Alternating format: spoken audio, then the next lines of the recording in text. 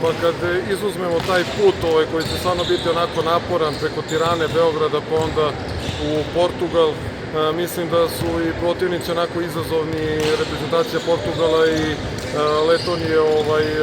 Mislim da u ovoj konstelaciji snaga svaka reprezentacija za nas predstavlja veliki izazov.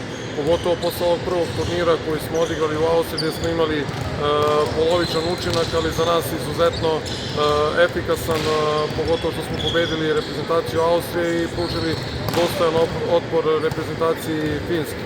Ono što možemo da očekujemo u Portugalu je da isto tako pružimo jedan veliki otpor reprezentaciji Portugala i da se nadamo, odnosno da maštamo da možemo da pobedimo, to niko ne može da nam zabrani, a onda protiv Letonije da probamo da napravimo dobar rezultat. Eto, nekako se slično poklapa i raspored, favorit prvi i potom selekciji s kojom smo onako na rangu bliži.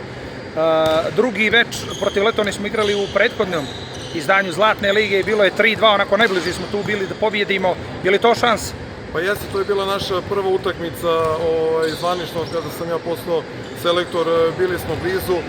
Nadam se da sad sa nova dva igrača, odnosno sa Lakčevićem, ajde, tu i mali Vukota, Zvicer neće biti sa nama na ovom drugom vikendu zato što ima stomačnih problema, tako da je i to jedan izazov za nas da odemo tamo bez Zvicera, igrač koji je bio standardni u ovoj postavi sad koju smo imali u Austriji. Imali promjena u sastavu, Đurović je propustio prethodnu akciju zbog povrede, je li bolja situacija što se toga tiče? Da, Đurović se vratio posle 2 nedelje pauze, vratio se reprezentaciji, nastavit će sa nama ovo putovanje, ići će sa nama za Portugal pod budnim okom Vladimira Dragovića i Mirka, radit će na oporavku, nećemo gubiti vreme, ali neće biti u sastavu u konkurenciji za tim. Lojić će biti tu umesto Zvicera i sigurno da će nam i njegovo prisustvo značiti.